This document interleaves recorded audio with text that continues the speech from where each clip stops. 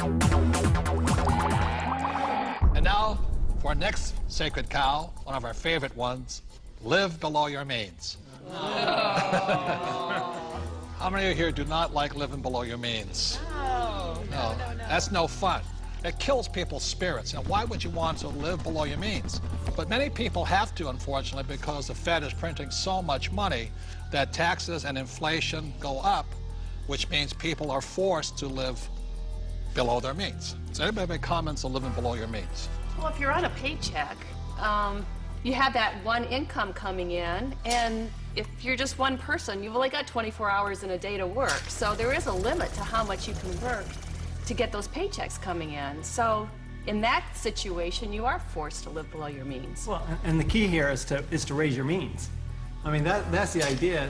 It's not that we want to, you know, be in terrible credit card debt or something like that. Instead, let's raise our means, and so that we can live the way we want to live instead of living at this poverty level. So why is it that whenever somebody looks at, some advisor looks at if you want to handle your finances, the first thing they look at is how do you cut expenses? What does a financial planner tell you? The first thing they ask you is, what do you need to live on when you retire? They never ask you, what do you want? Time out. Robert and I definitely do not believe in living below our means. When we met in 1984, we had nothing. But every year we would get together at New Year's and we would set our goals, you know, health goals and this goals. But we also had asset goals, you know, what goals were we going to add every single year. So that's why it took us only about 10 years from 1984 to 1994 to become financially free. Because we just kept adding assets every year. And we continue to do the same thing today, you know, simply because it's fun. It's exciting. It is. One of the best kept secrets. Getting rich is fun. It is fun. It's a lot of fun. And you know, if we want to buy a luxury, if we want to buy a new car, we first buy an asset. So we buy the asset, and the cash flow from the asset pays for the payment for the car. Yes. So that it's again, never living below your means. It's expanding your means through acquiring assets that give you cash flow that gives us all those good things in life. The point here is this. There's assets and liabilities. The way you increase your means is acquire more assets.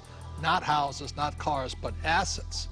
So the reason so many people struggle financially is they have no financial education. They may be a good doctor, a lawyer, accountant, or a rock star, but if they don't know the difference between assets and liabilities, and they keep buying liabilities instead of assets, they have to keep living below their means. And not even if you're single or not, if you're on a fixed income, if you're an E and an S, your income is limited. Look, there's 4 major expenses that keep E's and S's poor. Number 1 is tax, and taxes are going to go up because the Fed is printing so much money all over the world. 2 is debt. People leave college with tons of debt, credit card debt to make ends meet, and then their house because they think it's an asset. 3 is inflation. Inflation goes up because as taxes go up and prices go up, then inflation goes up. And 4th is retirement. You must put something away for the day you stop working. So those are the 4 main reasons E's and S's, as a general rule, have to live below their means. But if you have financial education and live on the B and the I side, you can increase your means by increasing assets. I think a lot of people accept mediocrity, and in order to be able to grow in business, in order to make more money, you have to step out of that comfort zone and stop being mediocre. Or hoping the government's going to save you. I think live below your means is one of the greatest spirit killers there is. There's a lot of people who like being poor. I'm not making it right or wrong, but that's definitely not what I like to do. And Kim and I definitely don't live below our means. No, I definitely do not like living below my means. I've done it when I was in college, you know, and that's because that was exciting times and all. But I get inspired when I have to create. When I get put into a position where I need to create something new, not contract. I want to be bigger than I am, not less than I am. And I think people are being taught to be less than they are instead of inspiring people to be more than you are. Well, and that's the issue with the idea of a budget, right? A budget is all about cutting. It's all about slicing. It's all about being less than you are. Whereas if instead you were looking at something like a strategy, or you're looking at projections into the future, what can I do as opposed to what can't I do? To me, that's the big distinction. Well, and a lot of it comes from fear too. You know, I think people are afraid of their futures. They're not sure where the futures are gonna lead them. So they think, well, I'll live below my means. I'll save. I won't allow myself to have this small luxury, that small luxury. And then, of course, you know, they fall off the wagon. Well, the worst thing is... And then they feel bad about it. Yeah, so the worst thing creates is guilt. they cut back on their expenses and they save money. Right, Mike? That's the worst thing they could do. Right. Depreciating money. It all goes back to the questions you ask. I mean, when you say, I can't afford it, I don't have the money for that, you know, a better question would be, how can I afford it? How can I get the money for that? Expands your mind. And you know, in my community where I grew up, living below your means was pretty much a step up. Being honest. We didn't have any means, and we didn't live, and we didn't know how to live. It was basically survival.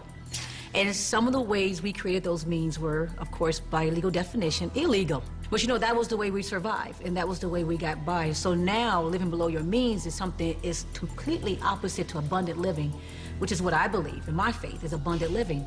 The opposite of that, to me, is not the way that God intended for us to live. So that's why I think it's absolutely criminal our school system does not teach us much about money. And what they do teach us, they tell you put your money in the bank, which means you lose more money, and they talk to a financial planner who puts you in mutual funds. That is not financial education.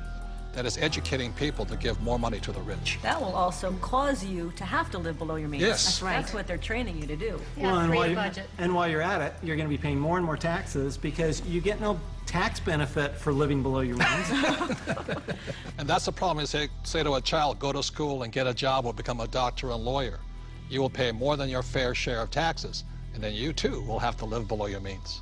If you're playing defense instead of offense, you're just hiding and trying to play it safe and saving money, and you never manifest. You cannot be who you're supposed to be. I say it's time to get financially educated and take care of yourself.